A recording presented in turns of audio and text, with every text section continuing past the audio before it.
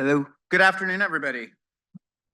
So I'm going to talk to you guys a little bit about ideally 2 to 3 levers I think you can pull to drive enterprise value for your portfolio companies or holdcos, whatever business you're running.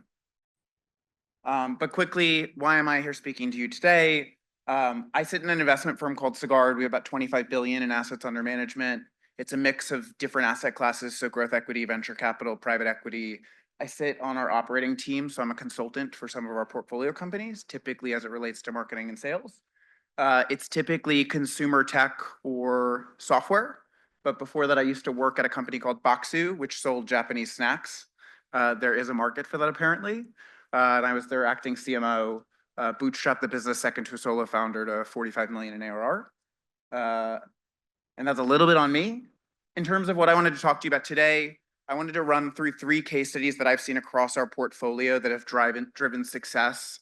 Someone was speaking this morning and they said something along the lines of, it's usually 1 or 2 needle movers that are really moving the business. And that's typically what I've seen with our portfolio companies. It's 1 or 2 things over the course of 12 or 18 months that really transforms the business. And often it is not rocket science. So the 3 I'm going to speak to you about a little bit today is pricing, speeding up your response time, and maximizing your digital space. So iterative testing on your pricing. So pricing is one of those interesting things. One of the CMOs in our portfolio companies calls it a sacred cow, often because it's not owned by anyone and nobody wants to touch it. But I think that's really where you're going to be able to drive the value. Before I go into portfolio company case studies, I'm going to do a little bit of a highlight on Baksu. Again, subscription, Japanese snack box. When I was there, we were feeling supply chain costs rise, so we were dealing with some margin compression. And so what we did was we started testing our pricing and packaging. And so what you'll see is pre-making any changes, we used to sell 1, 3, and 12-month prepayment plans where we were charging $39.99 for the 1-month plan. We ended up doing 3 tests over, I'd say, 3 or 4 months, increasing the 1-month plan by $5 incrementally twice. And then we rolled out a 6-month prepayment plan. And what you'll see is we actually were able to shift folks from 1-month subscription boxes to multi-month subscription boxes, which not only increased our payback, but it also increased our LTV, because all of those folks that were doing 3 months and 6 months and 12 months were actually staying longer. And we were able to increase our LTV about 40%. But that actually tremendously unlocked the business for us, because then we could spend more on marketing, we could have higher CACs. So it was a big, big improvement for the business. And it was just from iteratively testing it, rolling it out with 10% of our audience, seeing how it impacted, and then going from there.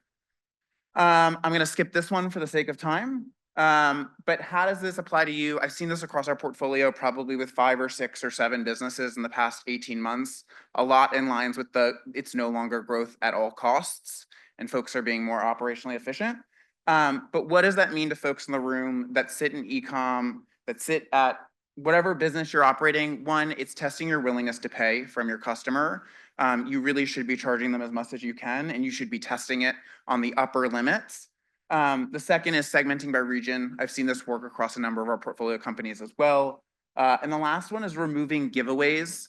I come from the world of software where folks will do really, really large onboarding for free. And we've seen a lot of portcos shift to now charging for those pieces or baking it into their pricing.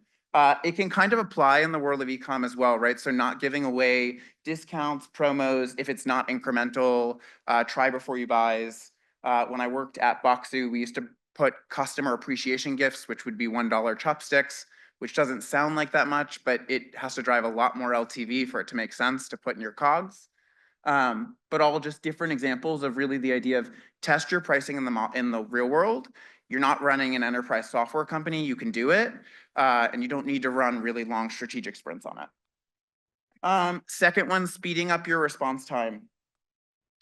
I worked with a portfolio company. We actually started improving their speed to respond to leads, primarily because we'd seen this across our portfolio in mortgages, wealth advisory, financial services.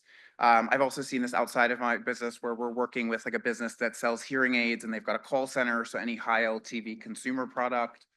But essentially, we tried to improve their speed to lead. So what we did was first, we started having folks call all marketing leads within 5 minutes. to kind of improve their conversion rate. I think originally it was a day. We then started checking, after that opened up the funnel quite a bit, we started checking, someone signs up and they go to contact us and they're filling out, I want to speak with a sales rep. We started sending them emailing afterwards. That was already in place, but it was taking about 15 minutes for someone to get an email just because of the way that their HubSpot was set up, or maybe in your case, it would be Klaviyo. And we were able to accelerate conversion rates just by having it delivered within the first 60 seconds. Then we embedded on-site demo scheduling on their page so people could immediately schedule the rep. And then we eventually ended up doing demo reminder emails. So, you have a demo today at 9 in the morning, you get a text and say, hey, Ian, you've got a demo coming up. So really all of these ended up improving their marketing to sales pipeline by about 50%. Most of that, I think you can assume as top line. I can't tell you that the ACVs were exactly the same, but it's generally been very incremental. It requires maybe a little bit more from a Salesforce perspective, but generally it's just improving your efficiency. I'm going to skip this one as well for sake of time. How does this apply to you? So not everyone in here is probably going to have sales organizations, especially if you're in traditional e-commerce, but this will apply in lifecycle marketing. I worked in e-com for a long time. It's how quickly are you sending your abandoned cart emails? If you're offering promotions that ideally are incremental, when are you sending those? Are you sending them within 24 hours or 48 hours? Or are you sending them in 7 days? Win back campaigns. So if someone cancels a subscription, if someone has a fashion brand and someone's coming every 3 months, how do we get them to come every 2 months? And just keeping in touch with your customer. And the last one is maximizing digital shelf space.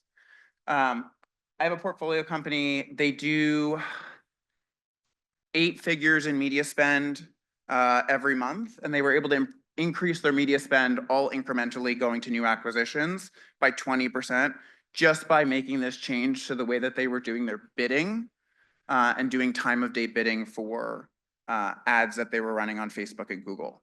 So if you look on the right here, the way that campaigns work, this is very common. If you've ever been a media buyer or run a Facebook or Google campaign, you tend to see a dip in spend at the end of the day.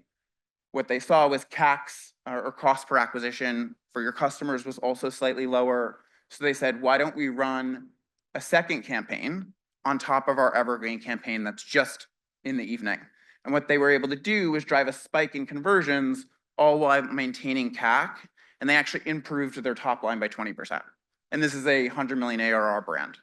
So it's pretty incremental. But again, how does this apply to you? I've seen it in other mediums as well. We have portfolio companies where they've done the same thing, but instead it's taking Instagram stories and repurposing it for Instagram Reels. In another case, maybe you're not spending on Facebook and Google. Maybe you've got a really large referral program, or maybe you're trying to expand your referral program. So think give 10, get 10, whatever it is. But usually people just will have it in the corner of their website. I've had folks where they had an onboarding flow, and maybe it comes up in the first onboarding flow, but maybe you need to put it in a pop-up in your second time you visit the app or third time. Same thing, customer experience email footers. So having your promote, like refer a friend under all of your CX agents, but it's really giving it the real estate to really promote the program.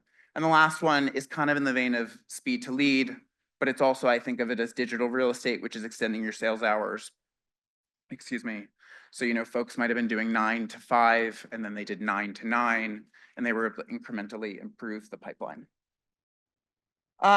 So connect with me if you want to. That's a QR code for my LinkedIn, and very nice to meet everybody.